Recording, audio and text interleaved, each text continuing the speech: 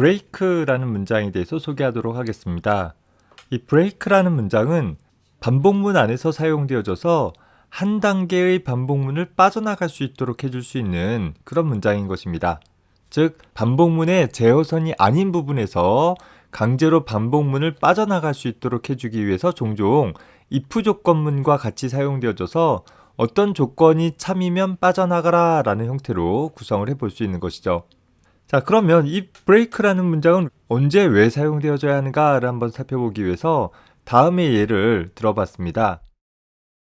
자, 다음의 프로그램은 사용자로부터 점수들을 입력받아서 총 합을 구하는 프로그램입니다. 다만 입력되어질 점수의 개수가 미리 정해져 있지 않은 상태에서 유효한 점수는 0점 이상인 양의 정수값을 가질 테니까 만약에 음수의 값이 입력이 되어지면 그 입력을 중단할 수 있도록 처리하기 위해서 작성되어진 프로그램이에요.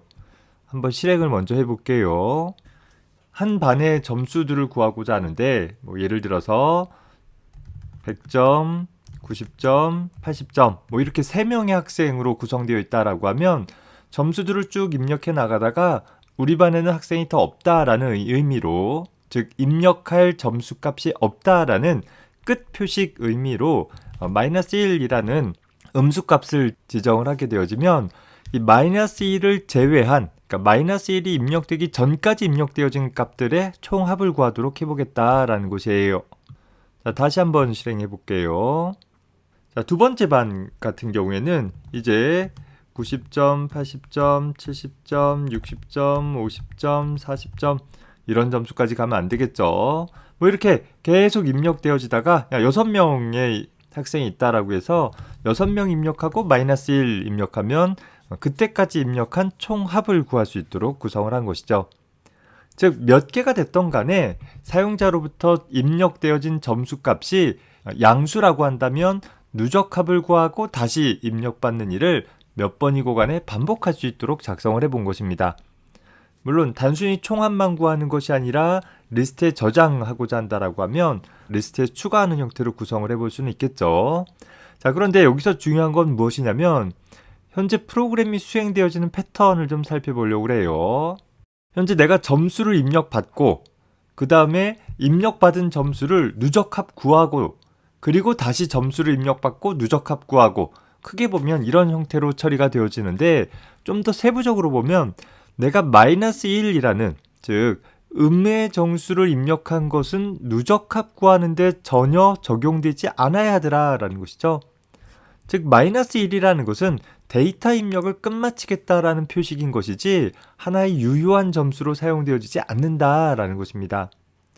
따라서 이 프로그램의 진행은 점수를 입력을 받아보고 입력받은 정수가 음수값을 갖는지 확인을 해서 음수값이 아니면 누적합을 구하고 그리고 다시 점수 입력받고 누적합 구하고 하는 과정이 반복돼야 되겠죠. 하지만 입력받은 정수값이 만약에 음수값이다 라고 하면 누적합을 구하는 것 대신에 루프를 빠져나갈 수 있도록 처리되어질 수 있어야 한다라는 것이에요. 다시 말해서 입력받고 누적합 구하는 그 사이에 계속할 것인지 루프를 빠져나갈 것인지를 결정할 수 있는 구문이 하나 포함되어져야 하더라라는 것이죠. 우리가 이제까지 작성했던 것은 반드시 루프의 시작에서 더 반복할지 여부를 결정을 했었는데 루프의 시작이 아니라 중간이나 끝에서 더 반복할지 여부를 결정하고자 한다라고 한다면 물론 지금과 같이 작성해도 돼요. 그런데 지금 코드 같은 경우 보면 중복된 코드가 여러 부분 나타나고 심지어 여기서 입력된 값이 누적합 구하는 시점은 다음 루프 주기에서 누적합 구하게 되어져서 프로그램의 가독성이 좀 떨어지게 되더라라는 것입니다. 그래서 이 부분을 좀 더 명료하게 사용을 할 수 있도록 하기 위해서 다음과 같이 바꿔볼 수 있을 것이에요. 자, 프로그램에서 반복하고자 하는 부분을 우리가 생각하고 있는 그 순서대로 일단 입력받아보고 누적합 구하고 하는 일을 반복할 거예요. 그 반복하는 도중에, 반복하는 중간에 입력받은 정수가 음수이면 루프를 빠져나갈 수 있도록 구성을 해봤다라는 것입니다. 이제 루프의 시작에서 더 할지 말지를 결정하는 게 아니라 루프의 중간에서 빠져나갈 수 있도록 하기 위해 일단 루프는 무조건 수행할 수 있도록 while 참의 형태를 두었어요.